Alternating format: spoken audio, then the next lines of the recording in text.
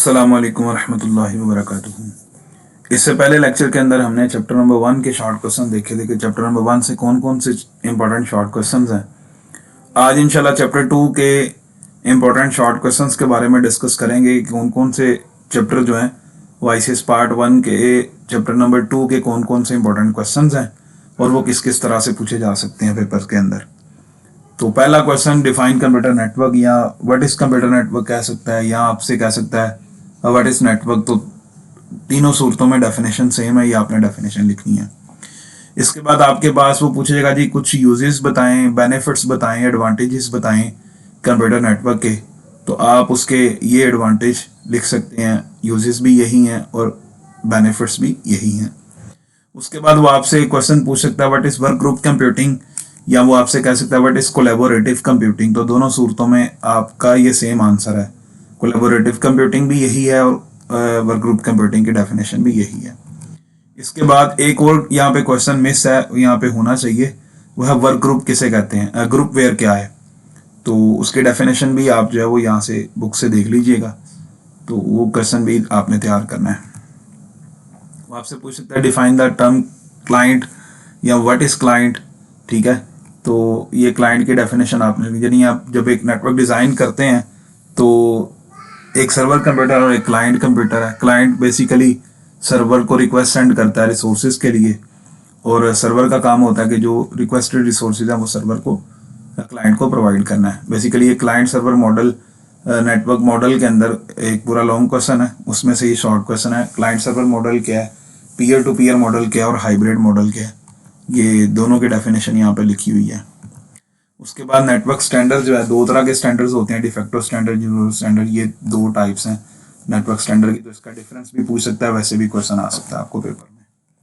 उसके बाद टिपोलॉजी किसे कहते हैं, what is network typology, define network typology, term network typology, एक ही क्वेश्चन है बेसिकली। ये नेटवर्क टिपोलॉजी की आप डेफिनेशन लिखें और इसको पॉइंट वाइज लिखें कि बस टिपोलॉजी पहली टाइप है, स्टार टिपोलॉजी है, रिंग टिपोलॉजी है, मैश टिपोलॉजी और ट्री टिपोलॉजी। मैंने 3 एग्जांपल लिखी हैं, आप 5 की 5 पूरी लिखें।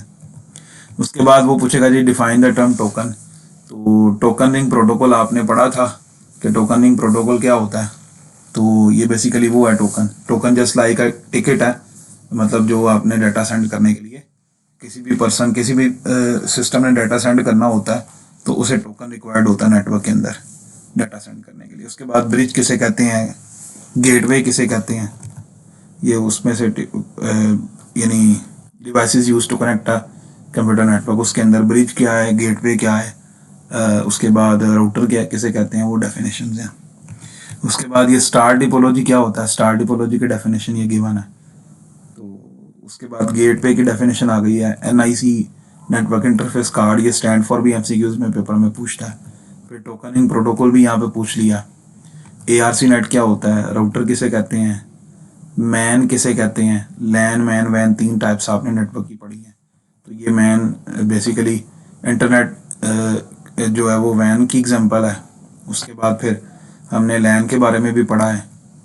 तो लैन जो है वो कॉलेज की कंप्यूटर लैब जो बेसिकली आपकी लैन की एग्जांपल है। वो कह रहा है लैन और वैन की डेटा ट्रांसमिशन स्पीड बताएं। उसके बाद डाटा सेंस करने के मेथड्स हैं, CSMA CR, ये डेफिनेशन आ सकती है, CSMA CD आ सकता है।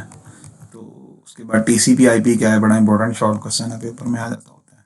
WW क्या होता है, ठीक है, इंटरनेट की सर्विस में WW ईमेल, ये सारी उसकी सर्विस वाला क्वेश्चन आ जाता है। Purpose of FTP file transfer protocol बोलते हैं इसको, ये स्टैंड फॉर भी पेपर में MCQs के तौर पे आता है। व्हाट इज FTP कह दे, डिफाइन FTP कह दे, तो एक ही बात है।